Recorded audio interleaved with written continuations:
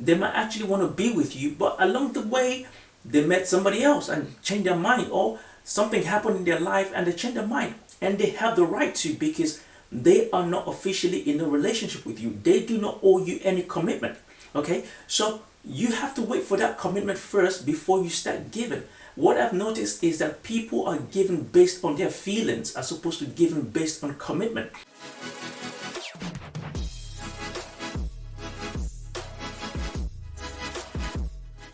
Guys, what's going on? Josh Love Talk here, back with another dating video. Today I want to talk about a story I heard from a friend, and she was telling me how she was seeing this guy for 7 months. Talking to this guy 7 months, it was good vibes. She had good chemistry. They got along really well. They actually built a good level of friendship, and thinking that the whole thing is gonna end up in a relationship, she had the mindset that they get on so well, they find each other attractive, this is all going to end up in a relationship. So she was really into the whole situation. She kept it a secret, thinking, you know what, I don't want evil eyes to see what I'm doing, so this is going to be a relationship. And 7 months down the line, it turns out that the guy changed his mind for whatever reason. He just decided that he didn't want that situation anymore and asked her if they could be friends. And that typical line, we're better off as friends. I understand if you don't want to be friends. I'm sure most people that dated have heard that line or used that line at some point. And she was really down about it, and I can understand why, because that's 7 months wasted. And not just 7 months, it's like 7 months of investment, because she had invested her emotions thinking in her mind that this is it. Like, I found the guy for me. Finally, I found the person I've been looking for. And this happens a lot. There are a number of situations I've seen and heard of women going through the same thing, talking to one guy for a long time, and then nothing happens. I want to share with you, whether you're man or woman, how to avoid this type of situation. So sit tight. First of all, if you haven't subscribed, make sure you do. Subscribe, hit the bell so you get notification when I post my videos. So the first thing, if you're dating, the first thing you want to check is you both want the same thing. And that could be anything. Even if you just want to go with the flow, make sure that you're both on the same page. If you want a relationship, make sure that you're both on the same page. If you want sex, make sure you're both on the same page. Because when two people want the same thing, then both parties know where they're headed. No one has higher hopes or expect something different. So from the jump, state your expectations. If you want a relationship, let it be known that I want a relationship. I am not up for this go with the flow, let's see how it goes situation. You have to set your standards and your boundaries from the start, because if you don't and you leave things to assumptions, things might end up where you don't want. And can I just say that if you're dating somebody and they tell you they don't want the same thing as you, it doesn't matter what you feel, it doesn't matter how attracted you are to them, let it go, because it's not going to end well. So don't hold on to somebody because you think, well, I don't know when I'm going to find somebody else. It's been a long time. I've been single for a while. It's been a while this kind of person came my way, so let me just hold on to them. Let me just go with the flow, not to ruin anything. Nah, it's going to end where you don't like. Check from the start. It's better to lose them 1 month into the situation than spend 7 months talking to the same person and then you find out they don't want the same thing as you. Okay, so talk. And this relates to more women, because we men have access to relationships. We are the one doing the asking out. We're the one leading the situation. And in more cases than not, women are just following our lead, because most women wouldn't ask a guy out. So they do what's necessary and wait for the guy to ask them out. That said, it doesn't mean that you should just go with his flow and just follow the flow without questioning anything. Like I said, it's better to lose that situation a month in if both of you are not on the same page than wait for 7 months and then the guy tells you, sorry, we're better off as friends. The second thing I want to talk about is the right mindset. So when you're dating, until the person you're dating tells you that you are in a relationship, you are still single. And that has to be your mindset. So be careful how much you're giving. Okay, be careful how much you're giving. Don't think, well, at the end of the day, I found somebody that's right for me. This person's attractive. They're saying all the right things. We've built some friendship. So therefore, you're just giving everything. You're giving your emotions, your money, your body, your time. You're giving everything. No.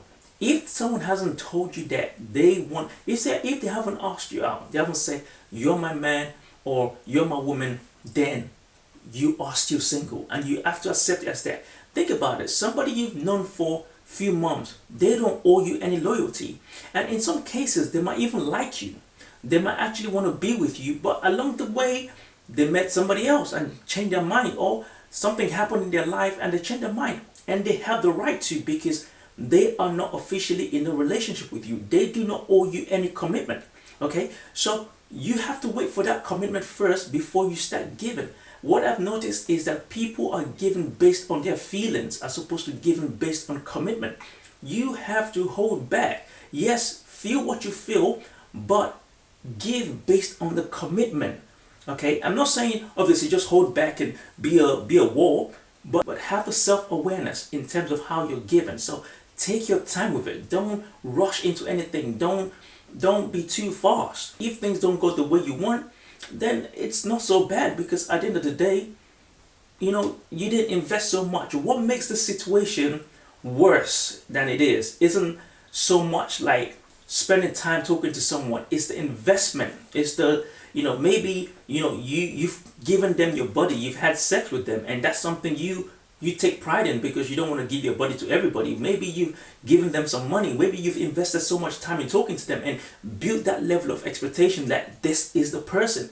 And those are the disappointments that actually make it hurt. It's not necessarily the talking, because if you're talking to somebody you didn't really care about and you're just whiling away time, when it fizzles out, you're not that bothered. But it's when you truly like somebody and you're invested, that's when it hurts. And as human beings, we're attached to our investment. When we invest, we want to see it through. We want to get a profit out of it. And that's why sometimes people just stay in this situation for months and for years, because they want to get something back from the investment.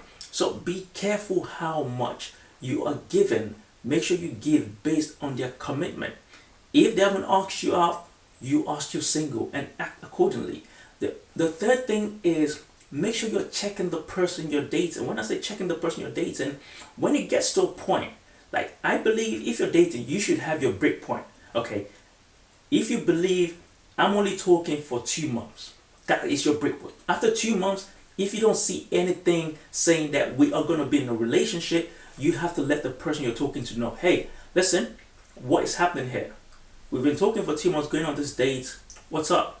Like, what are your intentions? What are you looking to do?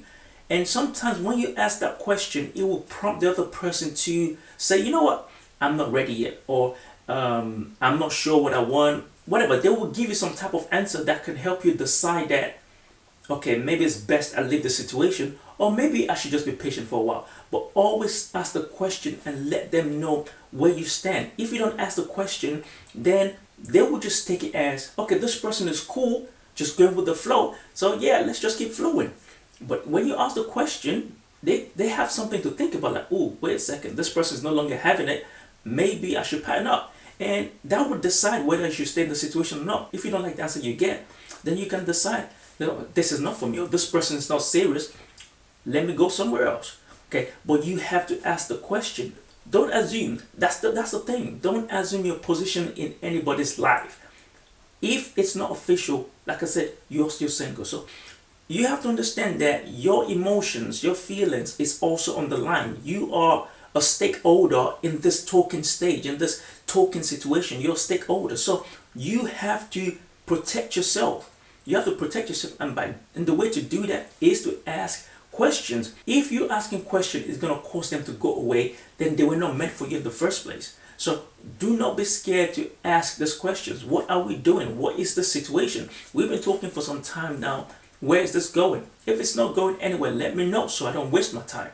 Okay? So I think that would also prompt the person to act accordingly. And the last thing is, do not have a scarcity mindset. See, a lot of people have scarcity mindset when it comes to dating because they have been fed and they've believed the narrative that there are no good men or good women out there. They believe the narrative that all men are trash, which is, something that, just cracks me up personally. Get rid of the scarcity mindset. When you're dating, your mindset has to be positive and full of abundance. Like, there are lots of good guys out there, I just haven't found mine yet. And that is the mindset to have. If your mindset is all men are trash, when you find someone that's half decent, even though they're not right for you or they're only doing the bare minimum, you're going to want to hold on to them because you have the mindset that all men are trash. So this half good guy, let me just hold on to him because I don't know when I'm going to find something close to this again. You have to get rid of the scarcity mindset. Scarcity mindset is not helpful for your dating situation.